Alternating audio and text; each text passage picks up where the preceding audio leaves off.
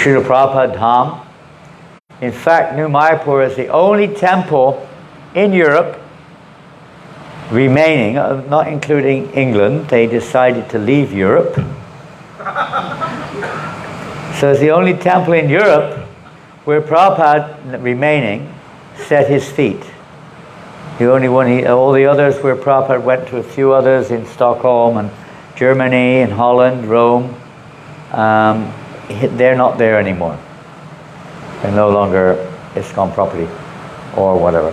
But New Mayapur is, and Prabhupada he went there 2 times, spent a week or so one time there, gave a lot of instructions, installed the deities. In fact, New Mayapur, other than Vrindavan, any of you been to Vrindavan? Hands up if you've been to Vrindavan. A few more hands have gone up. A lot more. So most of us, when they go to India, certainly visit Mayapur, Vrindavan, practically. Maybe Puri and other places. South India, of course, most of you are from South India, so you will have been there. But as far as ISKCON is concerned, especially Mayapur, Vrindavan. In Vrindavan in 1975, Srila Prabhupada installed the deities of Gaurnitai. Who else? Krishna Balaram, and who else? Radha Shyamasundar, Lalita Vishaka. So that was in 1975. There is only one other temple in the world of ISKCON, of any world, where Srila Prabhupada installed Krishna Balaram, and that is New Mayapur in France. There's only 2 temples in the world, Vrindavan and New Mayapur.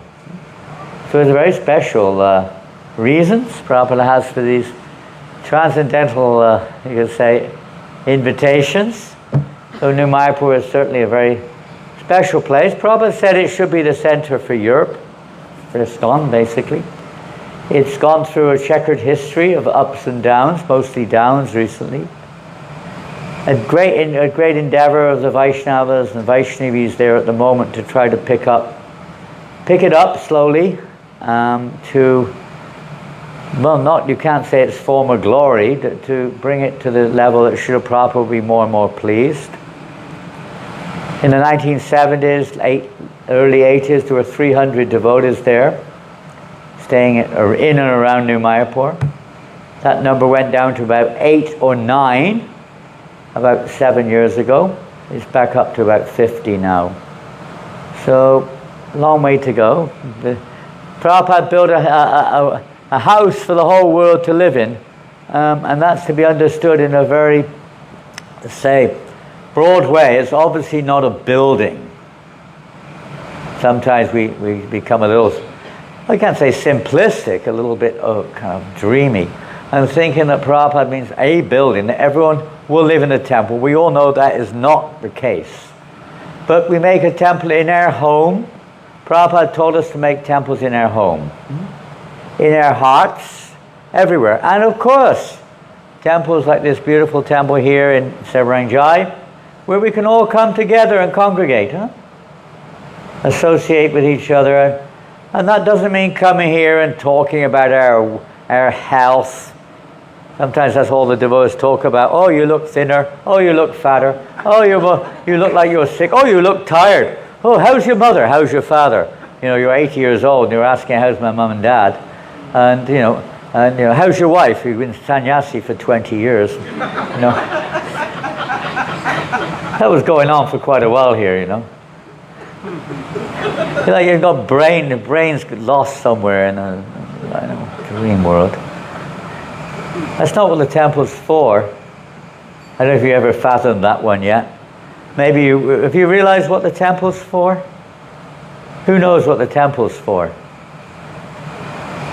Place to come and get free food, isn't it? What else? Huh?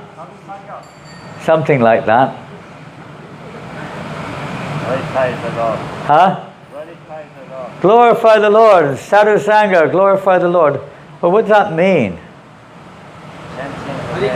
Huh? Huh? Pardon? Serve the Lord, okay. Glorify the Lord, serve the Lord. What else does it mean? Dedicating our life. Harikatha, hearing about Krishna. Very good. And what? What's that? Dedicating our life. Educating our lives. Dedicating and educating. To educate ourselves, not to be, or to be educated, we could say. About what? Who we are, right? What the purpose of human life is. How we can get free of all of our entanglements, huh? And how we can become attached to Krishna. Is that okay? Sound good? What else? Anything else? Become Krishna conscious. Pardon? Become Krishna conscious. Yeah, it's all related, isn't it? Become conscious of Krishna. To take that experience, not just take it, but to live that experience in our every moment. Huh? Temple should be like an oasis. You know, in a desert, you don't have any deserts in Malaysia. I mean literal deserts. But if you ever have heard or been to a desert, has anyone lived in a desert? If you've lived in the Middle East, Vishwarupa's lived in a desert. Dubai, Abu Dhabi. They're all deserts. They make plants, some trees, but otherwise there's just sand, rocks, deserts. Nothing really grows there hardly. Right? But once in a while you get what's called an oasis. What's an oasis? Huh? What? Well, yeah, well they make a well. But it's somehow or another, it's a place where there's the water, or there's a supply of water. And trees grow there. Palm trees or date trees or something or another. They grow there. Because water somehow is coming, actually under the deserts often there's a large body of water way down. And sometimes it comes up to the surface. Huh? And you have an oasis. It's there, but you can't see it. The water, you can't reach it. All you've got is desert. Then you've got this oasis where water is available. So temples are meant to be oases. Or oases. Something like that. Places. Like you also have an embassy. Huh? You have a Malaysian embassy, right? In India. In Delhi, isn't it? Delhi? A Malaysian embassy? In Delhi. Whatever, you know what I mean. High Commission, embassy, whatever you call it. Embassy, High Commission. It is not, it's in India, but it isn't in one sense. It's part of Malaysia in one sense. Huh? It represents Malaysia. It's an embassy. Ambassador. An ambassador. What is an ambassador? It's a car. It's a very famous car that used to be very common in India, right? Ambassador. There were two cars in India, Fiat and Ambassador. That was it, full stop. It's not like that now, as we all know. There's thousands of varieties. But 50 years ago, only Ambassadors were there and Fiat in the south. No, what is in terms of an embassy, what is an ambassador? A representative. It literally means, well, it can mean from another place. Or it can mean from a higher, level. Representing the higher level. Ambassador represents, in the present day, the government, right? Is that right? No? No? Yes. You're going like this. Indian style, yes. It's a good way to answer in the West. You kind of go like this. It's neither yes nor no. It's a recognition. Whatever you're saying, you agree. So yes, he's representative of a higher body. Mostly the government in this case. You're the ambassador for Malaysia. We have one devotee, Radhikatma. Does any of you remember Radhikatma? You remember Radhikatma? He's from Malaysia. His father was an ambassador. At one time, he's left and gone now. But he used to be ambassador for Malaysia in a few places. So he represents Malaysia. Similarly, the spiritual master is an ambassador. He represents Krishna. the spiritual world. Huh? Tomorrow you're having a glorious festival to honor and to rededicate your lives to your Guru Maharaj, Holiness Jayapataka Maharaj, whose Vyasa Puja is tomorrow, right? So this is an opportunity for all of us to connect. Just like you have to go to the embassy to get your visa. Nowadays you can do it online, but still it goes to the embassy in one sense. Isn't it? You have to go, you can't just turn up in Malaysia. Maybe you can if you're from England, but from some countries you need a visa, I think, isn't it? To come to Malaysia, some people need visas. You have to get it from the embassy. From the ambassador has to authorize it. His agents may authorize it. But it has to be authorized. Ambassador, he's in charge of the, the visa office, the embassy, whatever it is, High Commission. And you have to go through that channel to come to Malaysia. And to go to India, any country practically. Every country has its different rules. But the principle's the same. So, anyway, we said, I don't know how we got onto that, but we did. And it's very relevant to tomorrow. And in one sense, it's relevant to yesterday as well, isn't it? Because not only does the Lord send his ambassador in the form of his eternal associates into this world, but he himself sometimes comes, doesn't he? Ladies, don't worry, they're okay. They won't cause any harm. You can come closer if you wish. God, some of you are like 100 meters away. Why so far? Why don't they come closer? It's all right, you're safe, don't worry. Krishna's here. Don't be afraid. Come as close as here if you want.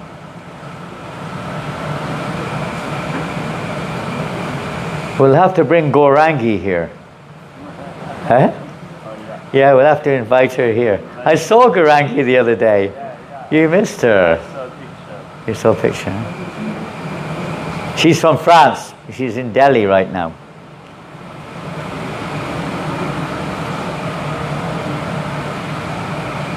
So sometimes the Lord himself comes, right? Doesn't he say that in the Bhagavad Gita? That he comes himself sometimes in his original transcendental form. Jai Shishi Nitai Gauranga Rai Ki Jai.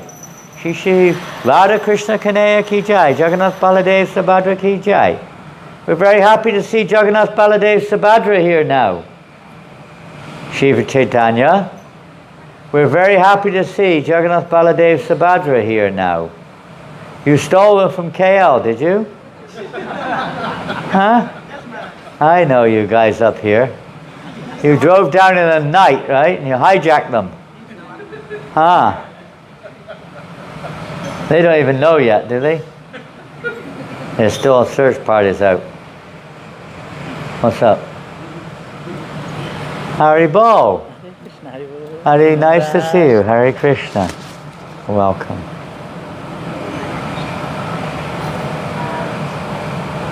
Well, when it comes to Krishna, beg, borrow, or steal, I guess it could be applied. So whatever way you got, they came, they're here now. They're not going to go anywhere, are they? They're here to stay? So far. What do you mean, so far?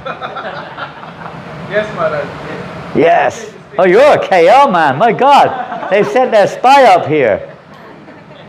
Spying on us all. And that was okay. They weren't able to properly worship down there at the moment. Huh? Shanti's always moving around. Shanti Rupa, I mean. So it's very nice to see them here. Who's that up in the hill there, up on the heights?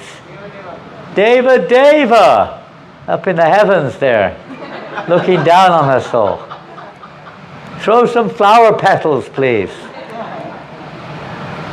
How are you? So-so?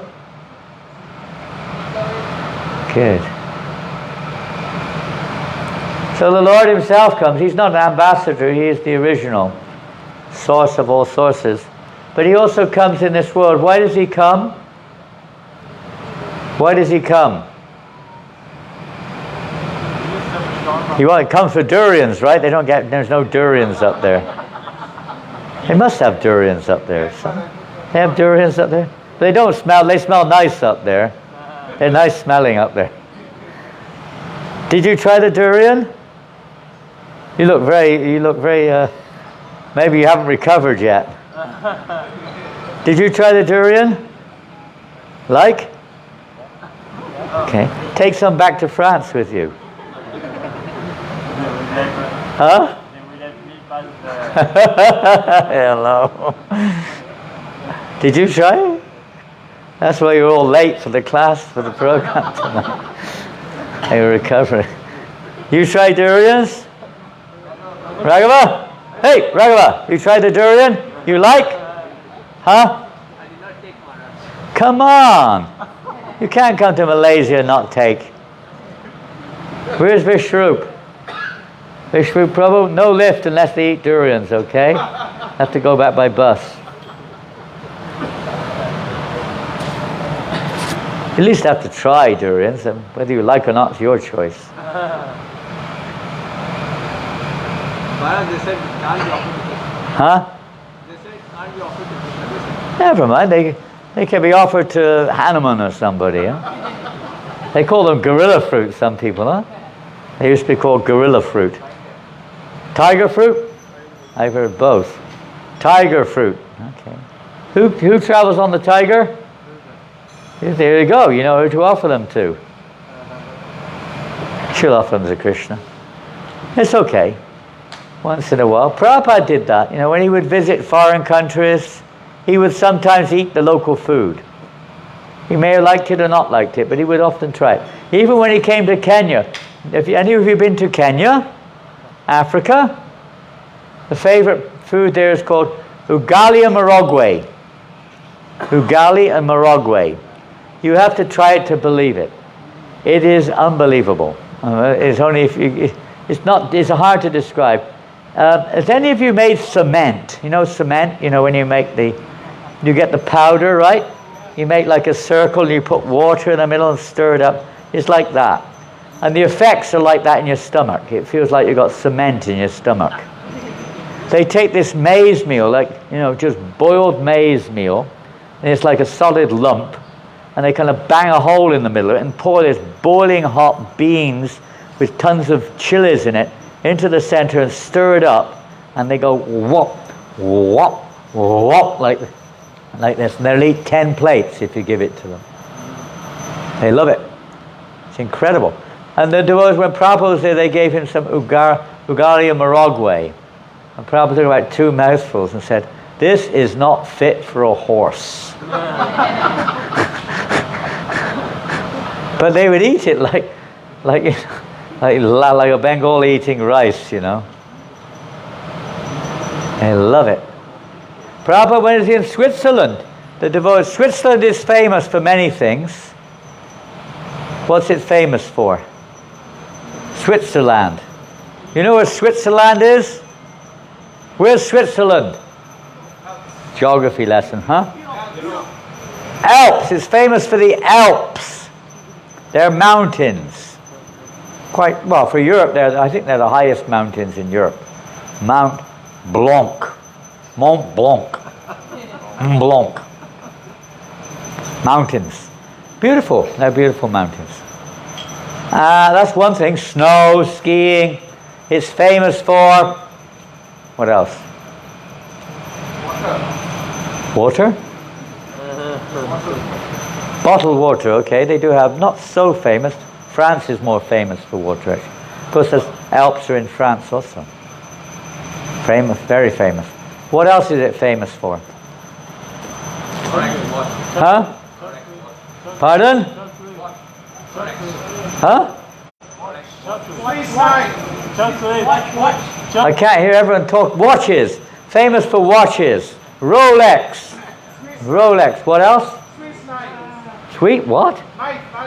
Knives. Swiss knives. Very famous. precision knives. First-class knives that never rust. They actually make them of real steel. Pure steel, not this imitation stuff that you get in the night markets here. What else is it famous for? Huh? Chocolate! Whew. We saw a sign on the way up here today. What was it? Madhu chocolate and Kurma coffee. Big sign on the highway. Madhu chocolate, Kurma coffee. What's that? I don't know. Something, maybe the other way around. So yes, it's famous for chocolate. They have Nestle, and they have very famous chocolate there. So when Prabhupada and other chocolates is considered the top class chocolate, the prime chocolate, you know. When Prabhupada was there, they offered him chocolate, and Prabhupada tasted the chocolate. He took the white one and the black one. Generally there's the two, you know, the whitish ones and the blackish ones. Well, again, the same question. Why I said that is the question you asked about durance. Because it said that you cannot offer chocolate to Krishna, but you can eat it. So what are you supposed to do? Carrot. Huh? Carrot. Yeah, that's okay. I guess you can offer that to Krishna. If you can't offer chocolate as a specific product from cocoa, you can't offer it to the deity. So what do you do? Huh? Okay, perfect answer. Whatever you like to eat, you just say Sri Vishnu. Sri Vishnu, Sri Vishnu. I remember in 1983, I was in America. I'd just gone to a meeting of the Southern American leaders, GBC's secretary. They invited me to come. I went for this meeting, and afterwards I drove one sannyasi from Atlanta to the farm in Kentucky somewhere. We were driving, he said, stop, there's a supermarket. He said, go and buy some pizzas. I said, we don't eat pizza. I don't know, pizza? Pizza? Yeah, as long as it's vegetarian. Go and get a pizza. When we were at the meeting, I was sat there at the meeting. I was more or less a guest. And they gave us all a drink. A lovely drink. Cup of, like here, a drink. And it was a dark colored drink. You know, you have your sarsi? Yeah. Like a very dark drink, huh? In Malaysia, sarsi is a kind of a drink made from some roots or something. Quite healthy. And I didn't know what sarsi was, but it was a dark drink, so I thought it's some juice or something, grape juice or something. So I took a sip, and I thought, my God, what is this? I put it down. And my mind was thinking, what is that drink? It's terrible. I couldn't work out what it was, you know. I just, you know, when you put things out of your mind, you don't think about it. It's like you go to a foreign country and you meet a devotee from another country, you don't necessarily relate to them immediately because you don't expect to see them there. You know what I mean? It takes a while before you realize that's your friend from Australia or something. Sometimes it happens like that. So I thought, what is this drink? And everyone's like going, blah, blah, blah, blah, blah, blah. And I think, this is horrible stuff. I can't drink this. I don't know what it is, but I don't want to drink it. So then after there's a little space to the door next to me, I said, what's this drink? What's the drink? Near beer. Near beer. If you know what that is. Can you imagine? Near beer. And they were drinking, serving it. Eating karmi cooked pizzas and near beer. Things became, boom. No wonder there were so many problems in the 80s. Things were becoming very loose. Very loose. Chocolate was like, you know, dare mention it. And some devotees would go to the supermarket. If you had the Brahmin thread, out came the Brahmin thread. Namo Vishnu Padaya, or before that. Namo Vishnu Padaya, Krishna Pastaya, Bhutale, Srimati Bhaktivedanta Swami Nami. Namo Mahavadanyaya Krishna Prem Namo Brahman. Please accept, my Lord, this supermarket. And whatever is offerable, may it be prasadam. It was going on, I'll tell you. Incredible, huh? Karmi bread was like, you know, what can you say? That was like mode of goodness food. Those were the... you know, things straightened up after us. I worked out, Was I the treasurer then? I can't remember. But anyway, I calculated the amount of money we were spending annually on 7-Ups in the temple. And they didn't have Sprite in those days. 7-Ups and similar drinks. You know, an average devotee was taking 1 or 2 a day. Now, when you've got 350 devotees, that's a lot of 7-Up. That's like 500 7-Ups a day. And you work that out through the year. We were spending thousands of pounds just on 7-Ups. What do you need it for? What's it for? Prabhupada took it a couple of times. Whenever Prabhupada would come to the temple, there would be hundreds of crates of 7-Up in the storeroom. And Prabhupada might take one, if not even that usually, but sometimes 1 cup. What's the rest for? Certainly not for Prabhupada, that's for sure. Okay, it's not. Prabhupada said we should learn how to make it. Make your own. He said the same thing about ice cream. Learn how to make it. Make your own. We always sometimes buy vegetarian ice cream. Well, Prabhupada did take vegetarian ice cream. In London, he sent Jai Hari, one of the devotees there, out to find some vegetarian ice cream. Wanted to taste. He's heard so much about it, he wanted to see what it tasted like. And he said, good, nice, very nice, you make it. Now you learn how to make it and make it. The same thing with many things, even chocolate. Sometimes Prabhupada wanted to see how this could be made by devotees. Not that therefore we should take that as an excuse to take it. There's no problem. Prabhupada took once by the way. He took chocolate and he only took a little bit. He wasn't like he give me the whole lot, you know. Put it in the pocket for later on. Just tasted it. Very nice. Like that. So durian, who do you offer it to?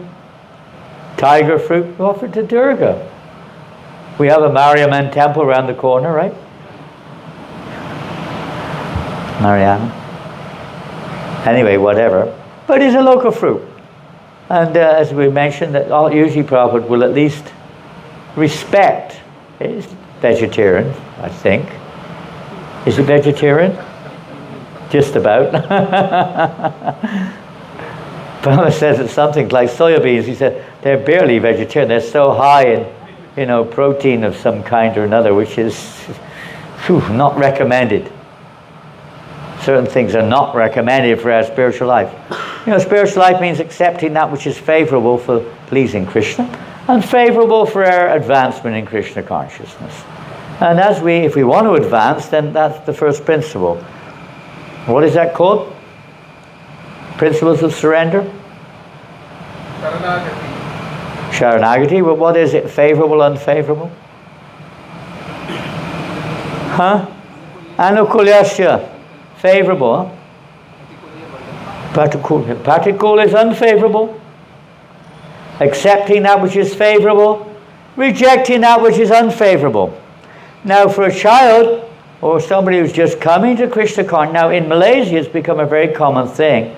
You have I don't know if it still is, but not so many years ago, maybe some years ago, before COVID for sure, I saw that some devotees are eating things like vegetarian chicken legs. Have you heard of that one? Is it still going on? Still going on? Yes, Father. It is, huh? You think that's favorable for your spiritual life or not? Tell the truth. No. Not favorable. Why not? Consciousness? It's vegetarian. It's not an animal. Come on, explain more. Too much soya. Okay, that's one thing. Soya is not... You can't really offer soya to the deity. Huh? Taste. You're attached to the taste, right? You're attached to beer, so you drink near beer. Right? It tastes like beer. I've even seen an initiated Brahmin devotee with one of these vapes, smoking a vape, in the front of the devotees. Well, there's no nicotine in there, is there? I don't know. I haven't tried it. Have you tried it?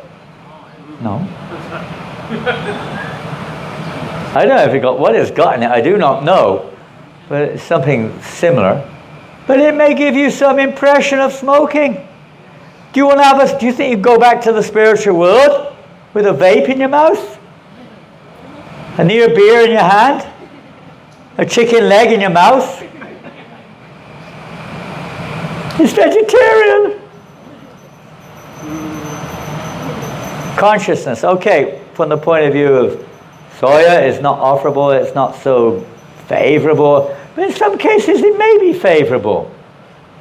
You're preaching to people who are not following any principle.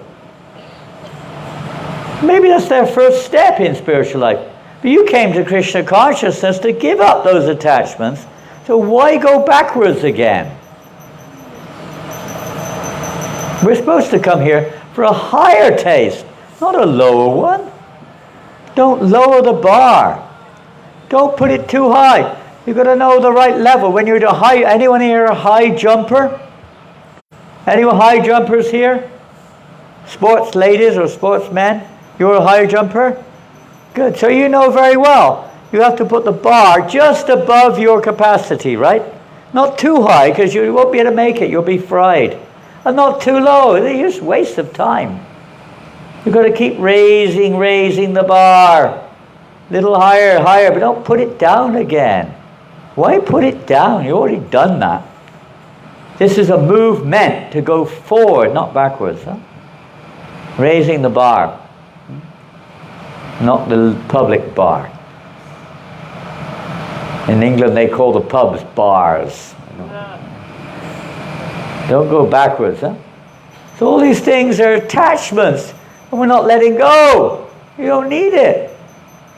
You're not going to die due to not having a near beer or a 7-Up or chicken leg, vegetarian, soya chicken leg.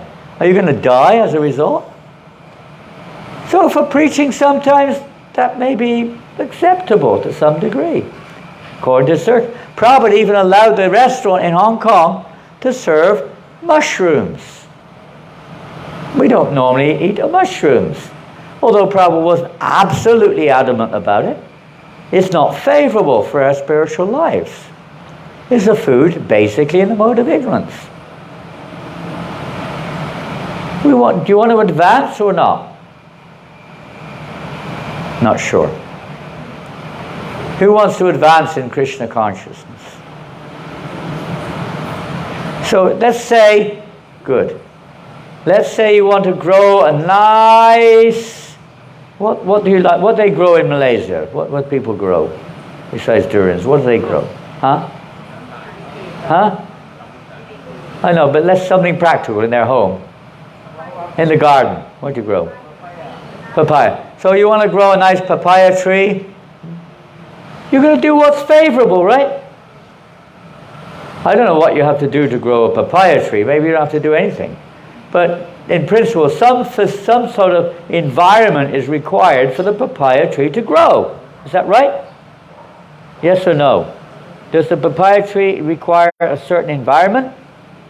A certain amount of water, a certain type of soil, type of climate, etc. Especially when it's small, it may be protected from some creatures.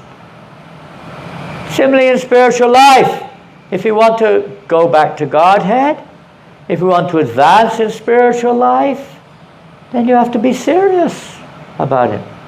To the degree that we're serious, Krishna will reciprocate. If we're not serious, what can you say? You can't, it's not just, I've been initiated, I've got the neck beads, I've got the shika, I wear the dhoti, I do the this and that. No, we have to be very serious. Not just in externals, but in our internals too, of course. But externally, at least that much. The more we're sacrificed, the more Krishna reciprocates, isn't it? Krishna says in Bhagavad Gita, what does he say? Ye yata? Yes, as they surrender. This is surrender. Giving up the lower taste, but you've got to have a higher taste as well. You can't give it up otherwise. You can, but that's not easy. It was replaced with a higher taste. But especially devotees who are initiated, devotees who want to progress, we should try to avoid things which are unfavorable. Now, the other thing, you said consciousness. So what do you mean by conscious? How does it affect our consciousness? We call it chicken. Pardon? We openly call it chicken. Chicken. You call it chicken. You call it chicken leg. Vegetarian chicken leg. I want to eat vegetarian chicken leg. Do you think that's good for your consciousness? No. Or whatever it is, vegetarian fish or something or another. They have all sorts of things nowadays. They serve it in the weddings. The vegans. Weddings sometimes. The vegans. The vegans. Some say vegans, some say vegans. Huh? The what? Weddings. The weddings. Functions. Wedding functions. Maybe they order it, I don't know. They're usually people who are not yet really seriously practicing. Definitely if it's a devotee wedding, please don't serve it. Unless you have to, if all the visitors there are meat eaters or something. So you have to use your common sense there, but devotees at least. But they serve it in vegan restaurants maybe also. Because people still got that taste. They're attached to the taste of chicken. That's what it means. It's an attachment which is really not favorable. Of course, there's a step by step progress. Depending on what level are, we should go forward, not backwards, that's all. Anyway, we were going to talk about Lord Ramchandra. Somehow we got off the mark. But I don't know what time we've got. It's 8:20 already, is that right? Yes. Time flies. Anyway, we started a class last night at 9 o'clock, so... It's 9 o'clock, or I think it was 5, I don't know, it was around about 9, 10, 5 after 9, I think. So I know you've got a big program tomorrow. We don't want to hold you up, and we don't want to dampen your spirits. I hope you're not making chicken legs for tomorrow's Vyasa Puja or anything of the sort. But please don't do that. Offer that which is pleasing. We're not cooking for ourselves. This is the other aspect of it. In devotional service or in Krishna consciousness means, someone said to become Krishna conscious. I think you said that, Raghavan. To become Krishna conscious, which is ultimately what we're trying to do, isn't it? We're trying to awaken, let's say. It's not so much do, to awaken. We want to do things which awaken our Krishna consciousness, isn't it? We want to behave in such a way that there's more chance that our Krishna consciousness will awaken. Is that right? Yes or no? Yes. Now, how do we find out what's favorable and unfavorable? Do we take it based upon our conditional likes and dislikes? In the beginning, maybe. But if we really want to advance, what do we judge it by? What's the judge? Guru Sadhu Shastra. We don't just listen to our mind or the minds of another conditioned soul. We may, in the sense of preaching, as already said, take that into account. But that's for others. But for ourselves, we listen to Guru Sadhu Shastra. What is favorable? Now, what is one man's meat, maybe another man's poison? This is just a saying, not that we eat meat. But that's just a saying. It's not the same for everyone. What may be favorable for one may not be favorable for another. Even when it comes to Hari Bhakti Vilas, some of you have studied the Hari Bhakti Vilas, Prabhupada writes that this may be suitable for India, but it may not be suitable for foreign countries. People are not familiar with all these things. The only purpose of Hari Bhakti Vilas is to create an environmental situation or a set of do's and don'ts which are favorable for awakening Krishna consciousness. Rules and regulations. We have our 4 regulated principles, is it not? Are they still 4? Is it still 4? And if you can hear me, is it still 4? Okay. Some people are questioning it. Some people are doubting whether it's, what those 4 mean even. Or whether good news is that Jayadvaita Maharaj is writing a book very soon on the 4 regulated principles. If you know Jayadvaita Maharaj. Has he been here? He came?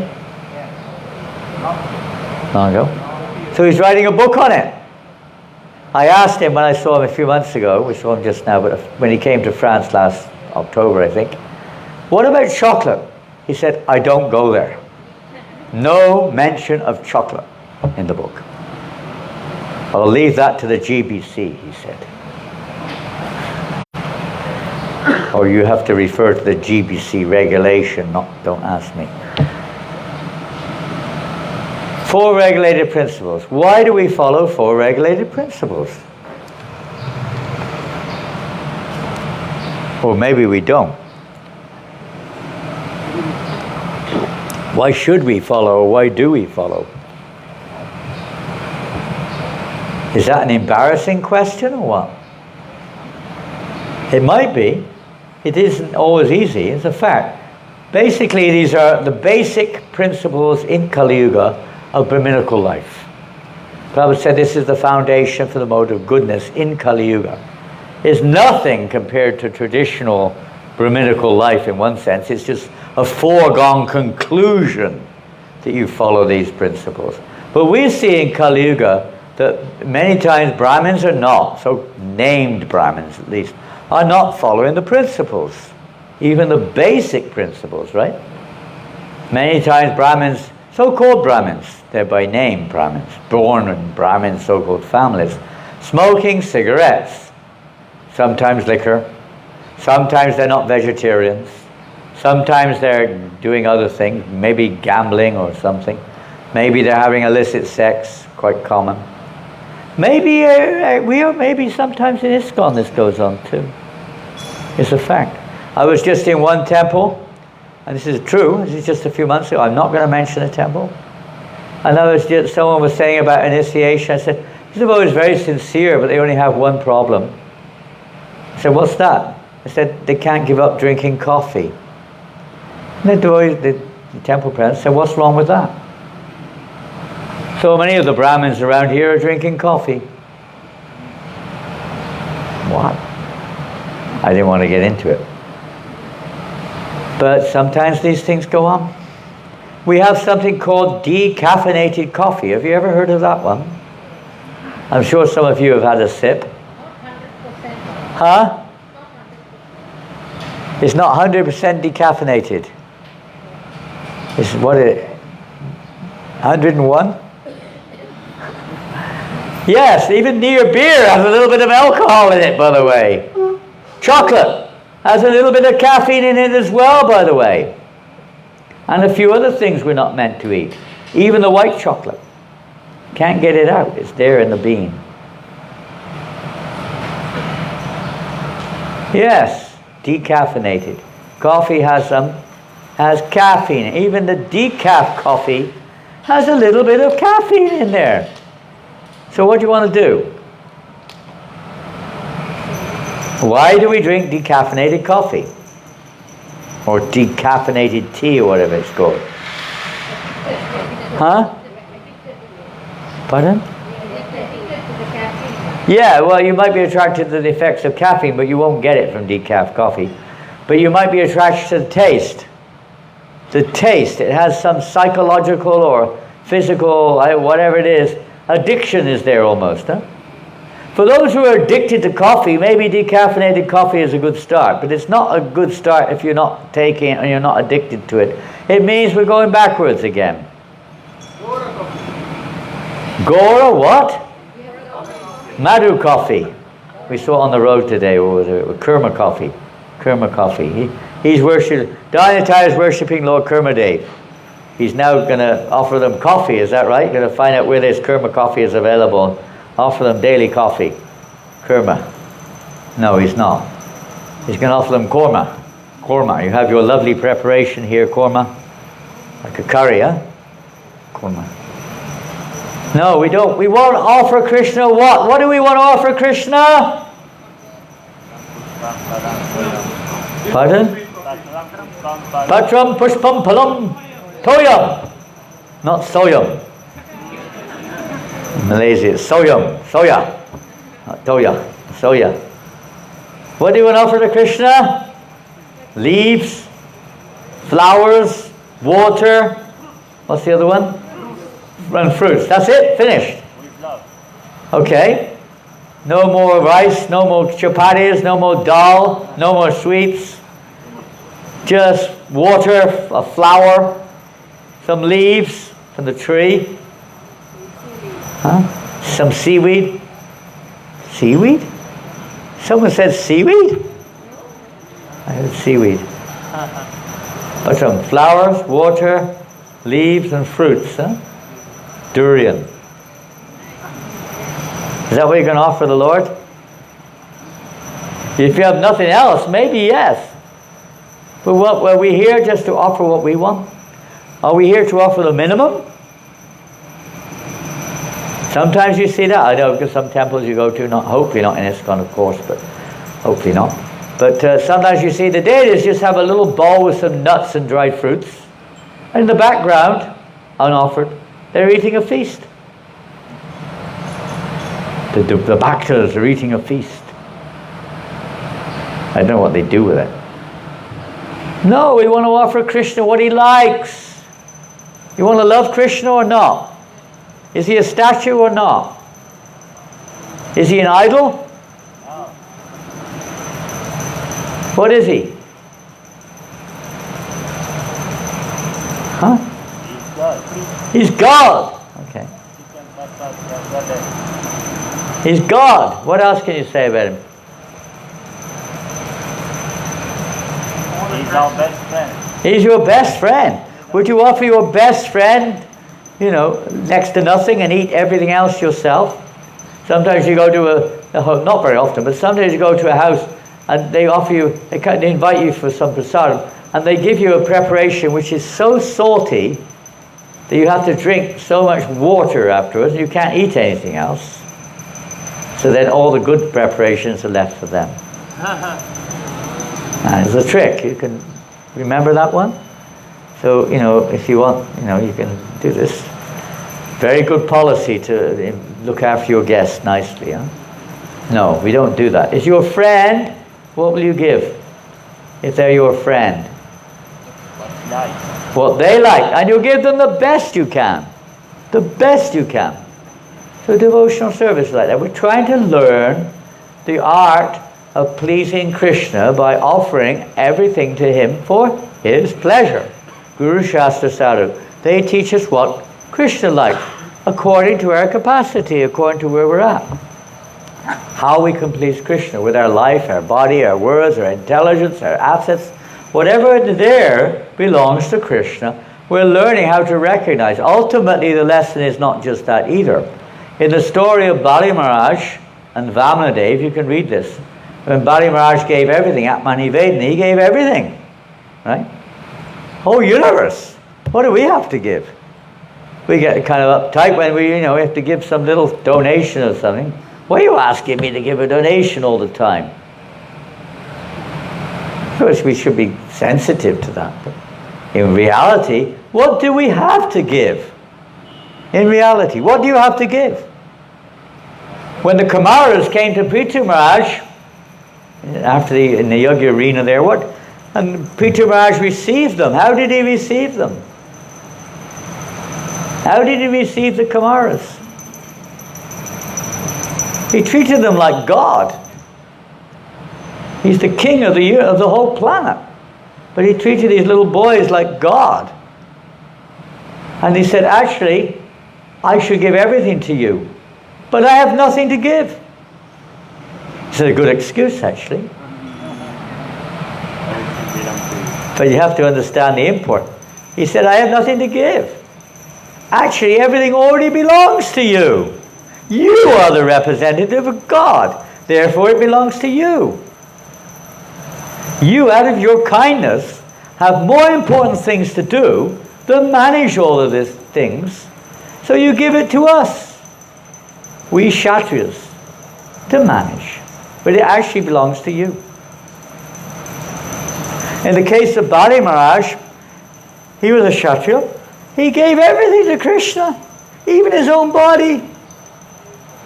Pretty good, huh? He's immortalized. Atmanivedana. Perfect. Of course he is perfect.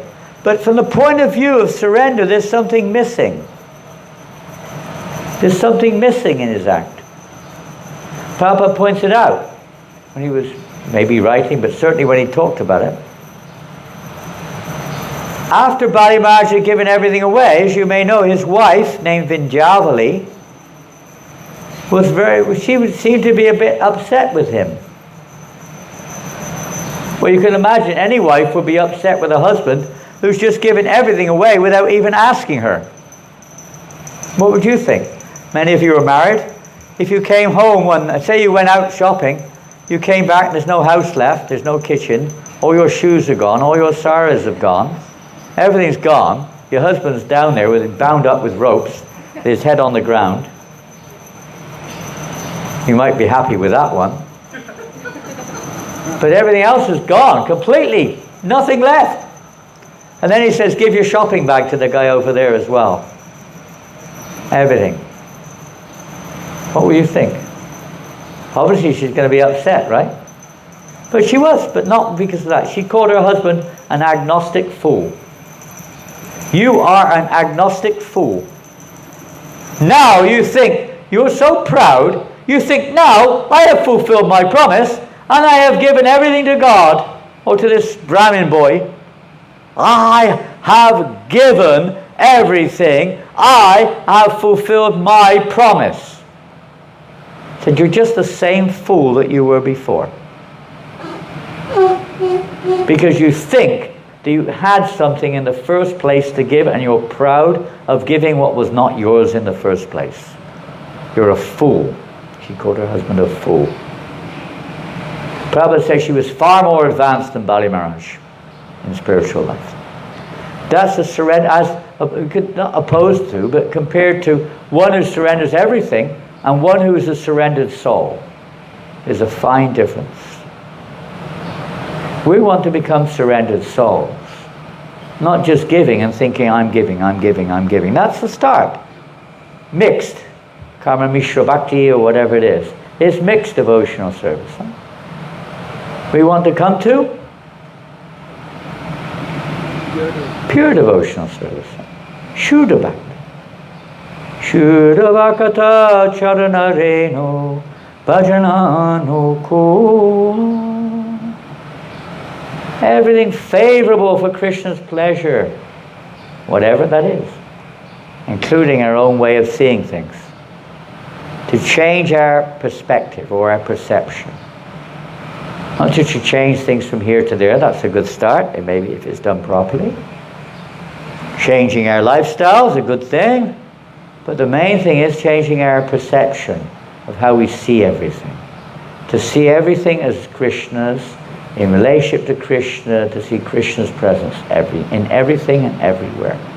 And even that is only one stage. But at least to come, we're still at the whatever stage we're on, to try to come to the next stage of Krishna consciousness. And if we're still engaging in activities which are keeping us anchored to this world, attachments, etc., of a gross nature, like we've already mentioned, then we can't come to the next stage. It's not going to happen, wake up in the morning, suddenly there you are, the sage of Nishtha. It doesn't work like that. We have to go through the stage of anartha nivritti, removal of these artificial so-called needs, etc. And how do we do that?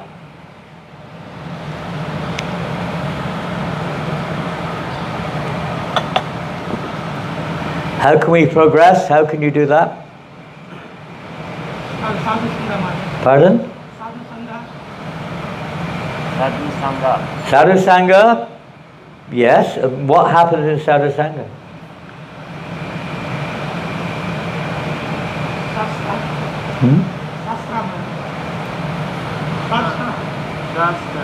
Shastra happens, it should do. Relevant Shastra should happen, according to the Sangha. Sometimes we take the wrong Sangha and it's not relevant to our stage of growth, not eligible for that Sangha. The principle is right. You have to know what Sadhu Sangha is. We have to desire the appropriate Sangha. What else happens?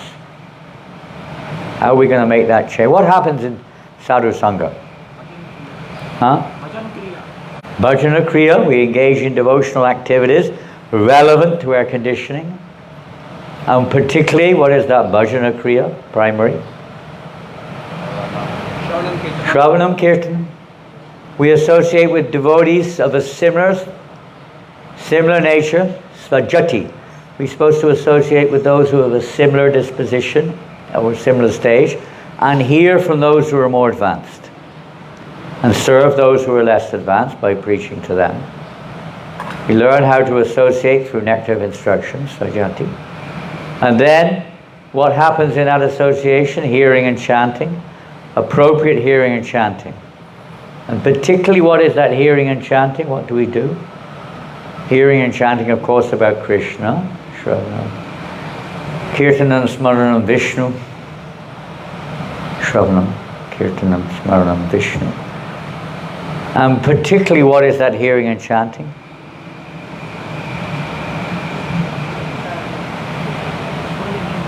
The holy name, okay. Srimad Bhagavatam, Gita, the holy name. We hear these teachings of Srimad Bhagavad Gita and the teachings of Srimad Bhagavatam in the association of devotees, particularly in a holy place like this. We're in front of the deities, all the 5 main limbs of pure devotional service. Associate with devotees in a holy place, with the deity's presence, hearing Srimad Bhagavatam and chanting the holy names. These 5 activities are primary. And of the 5 primary activities, which is considered the most?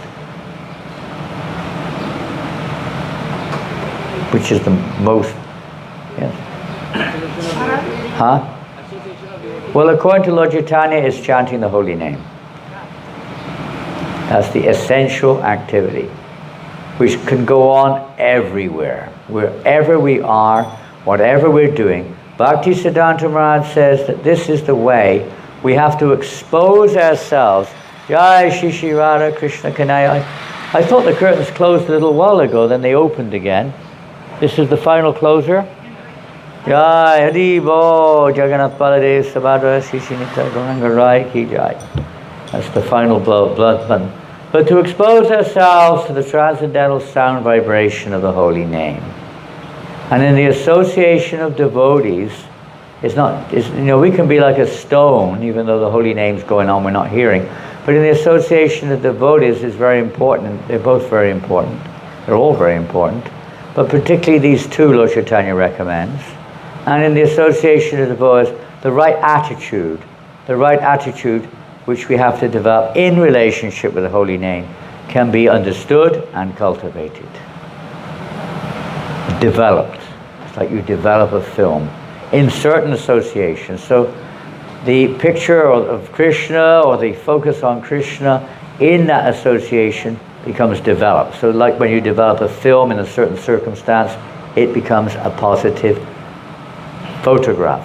So to take those pictures of Krishna in our hearts so that our consciousness becomes saturated more and more in Krishna consciousness. So we do whatever is favorable and try to avoid that which is unfavorable. And by the mercy of Krishna, He will cleanse our hearts. So it's getting late and you have a big program tomorrow. It's 8:45. Hare Krishna. Any questions?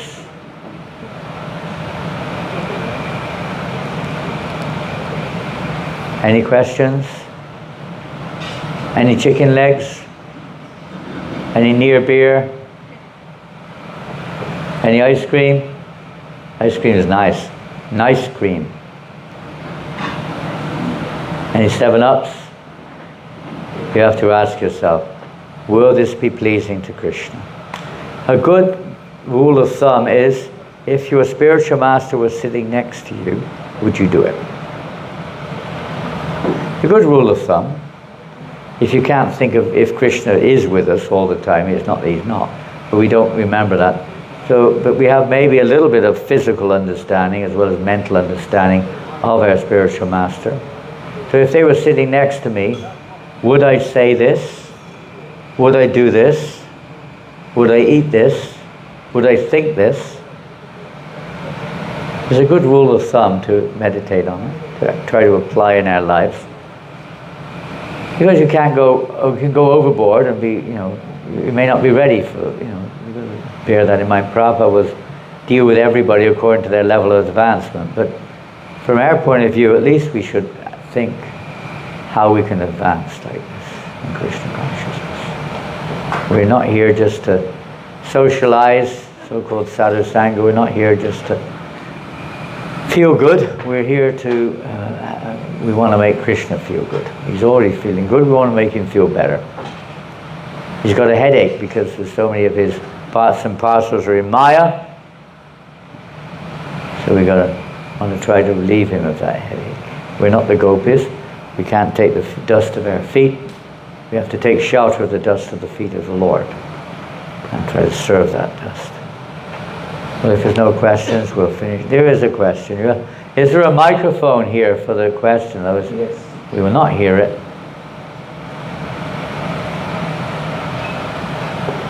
Where's the mic? Back to Mike.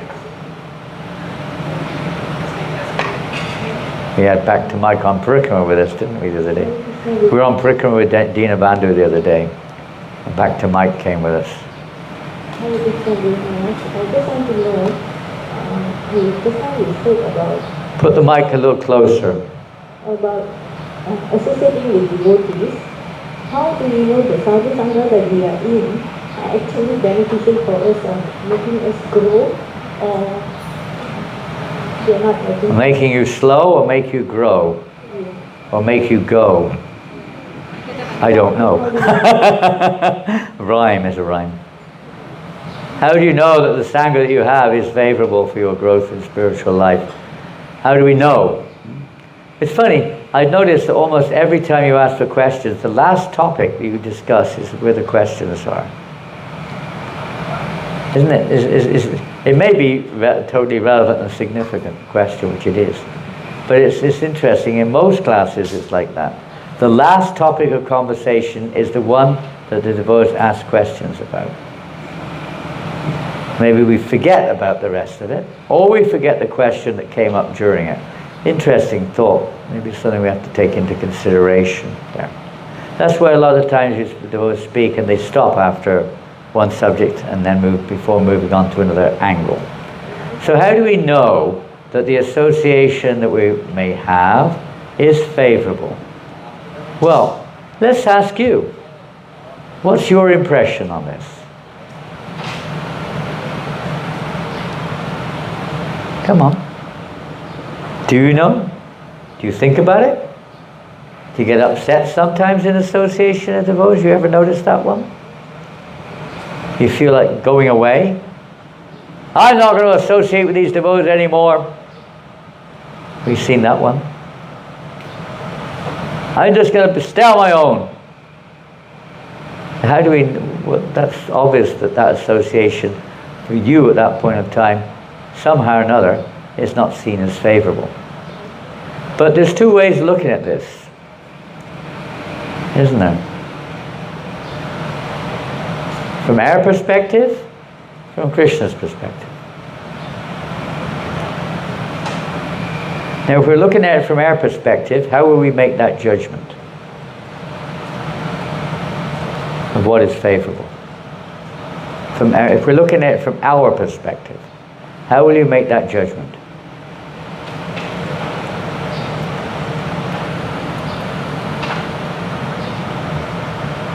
Maharaj, if our taste for reading, hearing, chanting is increasing and we're becoming more Krishna conscious. That's a positive aspect, for sure. If you didn't hear what Raghav said, he said, if your taste for hearing and chanting is increasing, you can take that. You're going one step ahead of what I was thinking there. But that's one of the most significant factors.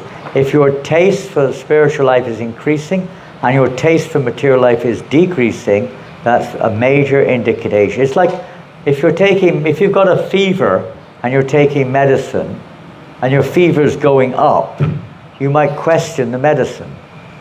Probably. You've got 105 and you're up to 107. You would definitely question it. You've only got another half a degree to go before you won't be able to question it anymore. You'll be gone. So if it's going down, you think, oh, this is... Or if you're on a journey, say we came today from Kuala Lumpur to Seberang. If we saw a signboard there, Malacca, 20 kilometers, you probably think you're going in the wrong direction, probably. If you know, you have to know. So you have to, first of all, if you find out what the symptoms are, what the sign is, you have to know where you are at and what the next stage in your life should be. Your faith should be increasing. If your faith is decreasing, there's something wrong there. Faith is the living principle, you could say, in our growth in spiritual life. Strong, so the faith becomes very strong. So in the association of devotees is that which increases our faith, not decreases it. Now that's one thing. But from another angle, if we're looking at this and judging what association is good, we are conditioned souls. We have material perception. We are not pure in our judgment, isn't it? So you're going to judge things according to your present conditioning. There's a mixture going on here. In most cases, it's how I feel. I've had this so much recently. In fact, there's a whole wave going on in ISKCON right now. All depends on how you feel. Everything is judged on that basis of how you feel. But what does that mean, how you feel? What does it mean? You're a conditioned soul.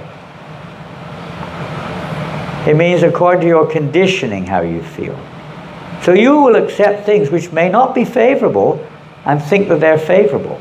You will associate with devotees who may support your conditional state of life, your imperfect perception. That's the tendency, isn't it? Water finds its natural level. Birds of a feather flock together. You know, it's a tendency there. You know, critical, fault-finding tendencies are not uncommon. And you tend to associate with people who have a similar disposition.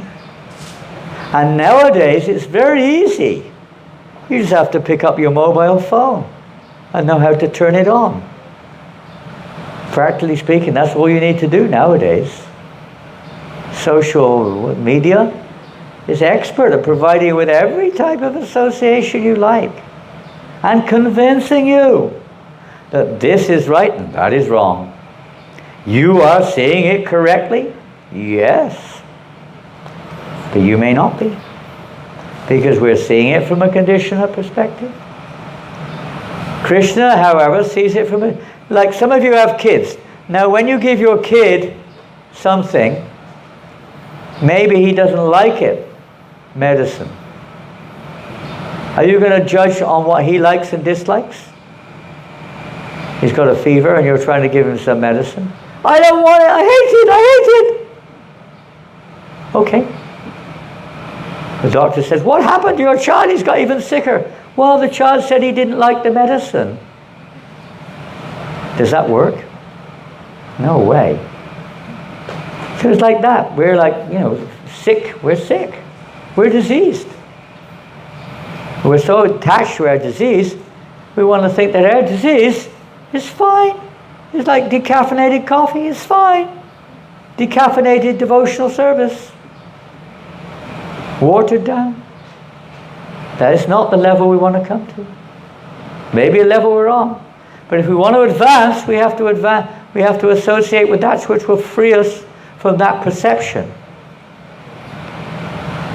To develop a perception from Krishna's point of view. How Krishna sees it. Sadhu Sangha, Shastra Sadhu Sangha.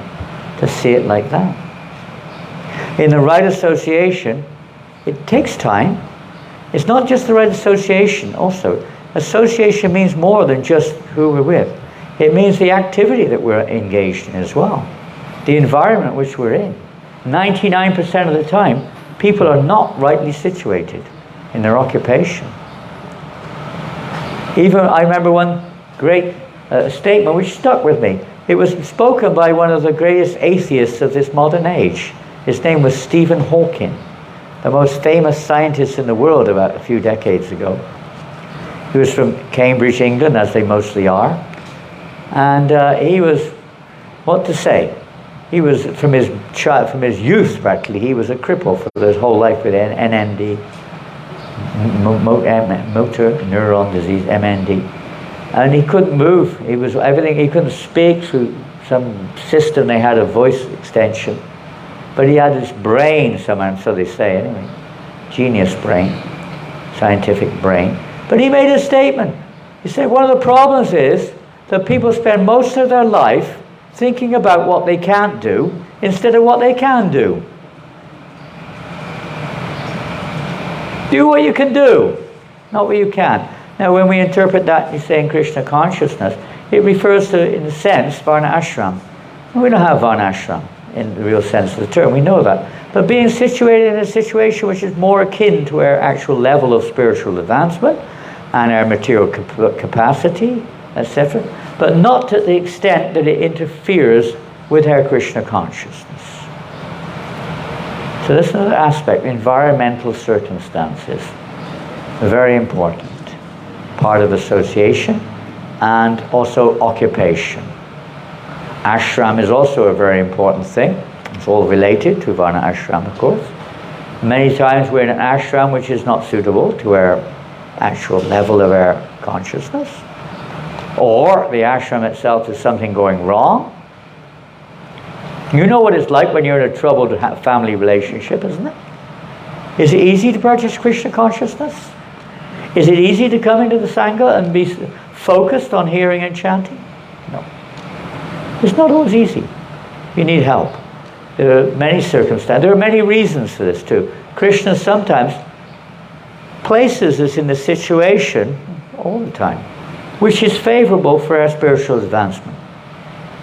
But sometimes there's the other side of it too. But we often need a little help in those situations to recognize it. How this is favorable. It seems unfavorable. Sometimes it's favorable to remove some obstacle, some block in our perception, like that, in certain circumstances. Keeps us away from situations sometimes because we become Many times devotees would come to Krishna consciousness, they were musicians. Prabhupada wouldn't let them play music. Not there's anything wrong with music, it's our life and soul. But he knew that they would become attached to the music instead of Krishna. Identification. So different situations are different individually. But in principle, as Raghava said, that which helps us to become more Krishna conscious and you feel bored or more detestful to sense gratification, then you, generally speaking, know that your association is favorable. And that may change after a while. When you progress, you may need a different, more, let's say, various associations to help us advance in Krishna consciousness. Krishna will, if you're sincere, Krishna will arrange this. If you're sincere, you have to pray to Krishna for guidance. He's God. He's the one in the heart. He's guiding everyone. You pray to Krishna for help. Do you get the right association to help you to advance? And be careful. Don't become proud. Don't become critical. Don't become down. Don't look down on others. They may have. Like Bhaktivinoda Thakur, he would go into, if he went to a church, he would respect what they're doing, even though it may have been rather moralistic and mundane, or whatever it may be. But he would respect it, because for those souls, that may be for them the necessary stage they're at. We don't look down on it either, but we have to look up, we have to go forward. So pray for that, the association to help you to advance. Hare Krishna, Srila Prabhupada ki jai, Gaur Premanandi. So now we're starting Ram Katha, if anyone wants to stay. You can do that? Maybe next time. Srila Prabhupada ki jai.